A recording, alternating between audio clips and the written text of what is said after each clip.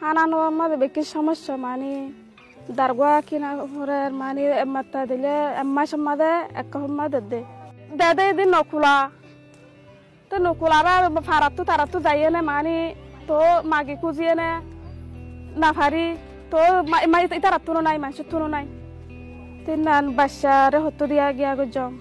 নিজে চলি না খাই না বাচ্চারেও হাঁদের কেসে একবেলা খাইলে একবেলা না খায় ইন্দিল্লা মানে বেশি সমস্যা আর মানে বাস দিয়ে